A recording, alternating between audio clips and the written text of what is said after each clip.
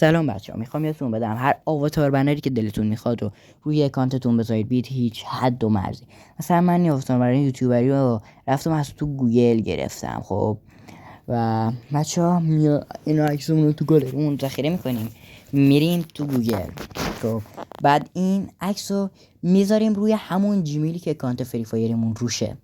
خب ببینید بچه‌ها، من الان بره داخل عکس براش بذارم. بچه اینجا میزنیم ویرایش عکس.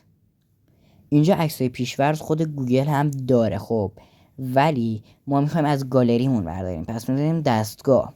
بعد اینجا میزنیم دریافت عکس از گالری. خب اینجا اون عکس مورد نظر رو میزنیم روش و انتخاب میکنیم. من اون عکس یوتیوبری زدم. خب اینجا میزنیم بعدی، باز بعدی. خب بچه این اتفاقی افتاد، یعنی که رفت روش.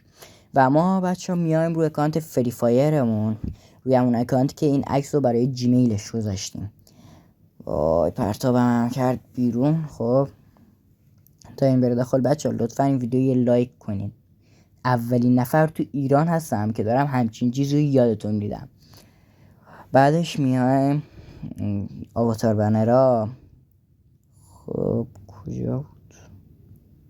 خب اون آواتار بنری که بچه بغلش عکس گوگل هست رو میذاریم و بعدش بچه میایم بیرون رو ردی میکنیم. بازی رو ردی میکنیم. الان یه عکس A اینجا هست برای من، شاید بعضیتون سوال بشه. بچه اینجا نشون ما میده که ما روی کدوم حسابمون هستیم. خب فقط هم برای ما این A هست، برای بقیه همون آواتار بنر یوتیوبری هست. بچه من مثل بعضی همین ویدیوها رو برش نمیزنم، مثلا اینجاش که داره استارت میشه که مثلا بگید آره این الکیه و چی.